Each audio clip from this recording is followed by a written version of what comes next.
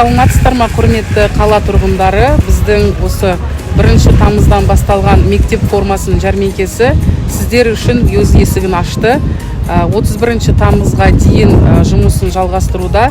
Азан сағат 10-нан кешкі сағат 8-ге дейін сіздерді күтеміз. Өте төмен бағада жейделер, шалбарлар, мектепке арналған киімдеріміз 2000-нан басталады.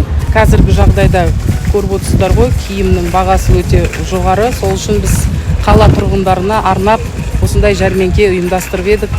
Келіңіздер, күтеміз.